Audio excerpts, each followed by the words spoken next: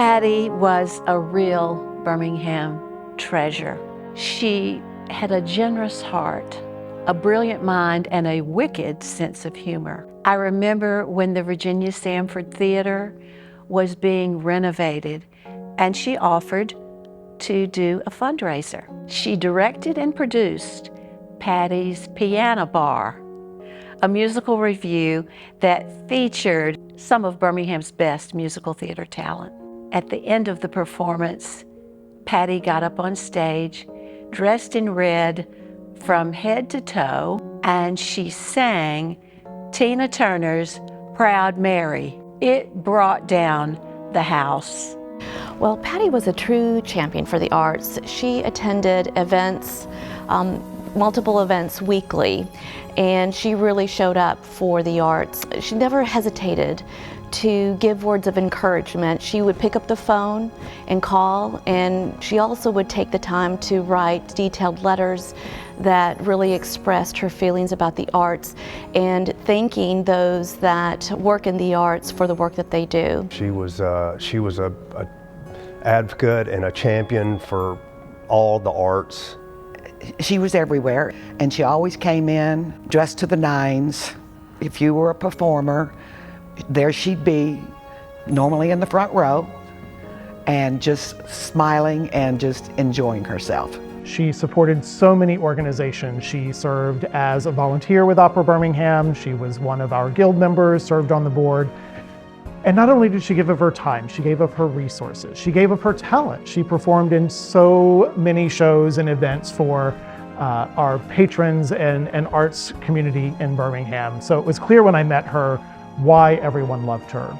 She was a special friend. She was that girlfriend that, and I have a lot of girlfriends, but Patty was a friend that you could just share your deepest secret with that you never even said out loud. And so she was that kind of friend to me. I have a son that's a singer, an opera singer. She watched him from junior high all the way through college to where he's now traveling the world. She sponsored him in shows at the Alice Stevens Center. She just does so many things quietly.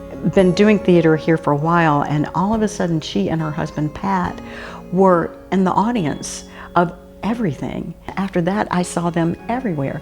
And then I got to be the performer with Patty. I taught a cabaret class, a performance class, and Patty enrolled. And it was my first opportunity to work with her on stage. And she sang Blues in the Night and Broadway Baby and just knocked everybody's socks off. The most favorite things I remember about Patty are her grace, her complete and utter support of all of us. It was always a thrill to receive a voice message from Patty when she wasn't able to reach you directly. I still have 2 saved on my phone that are precious to me.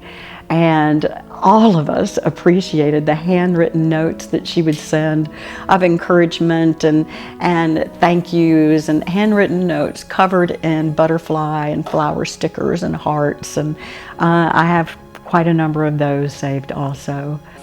She was the fairy godmother to the arts. Everywhere we went, everyone knew who she was. She attended everything. She was so supportive of the least little artistic event in Birmingham. She made sure that she supported everyone, because if she supported them, it helped bring other people. Patty and I did a couple of shows together. One, I was on stage with her. She was Glinda the Good Witch, and I was the Wicked Witch of the West in The Wizard of Oz. And we were so naughty. It was hysterical. We had so much fun. I can't tell you, we giggled all the time. And then I'll never forget, I was the producer on The Full Monty, and she played a character called Jeanette, and she had a big rousing number at the top of the second act, and she just killed it. And could always ask Patty, did the boys ever go full Monty for real? And she's like, I'll never tell, but they were certainly beautiful men.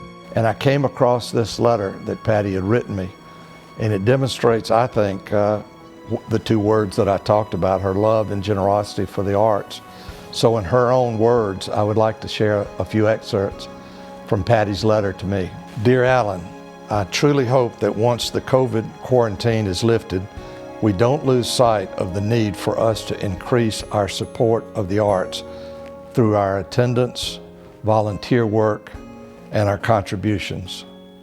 This will allow the arts organizations in our community and throughout the state of Alabama to rebound from the COVID pandemic and carry out their mission of stimulating awareness and appreciation of the arts. The arts are a fundamental component of a healthy community, strengthening us socially, educationally, and economically, benefits that persist even in these difficult social and economic times of today. Best wishes, your friend and fellow board member, Patty McDonald.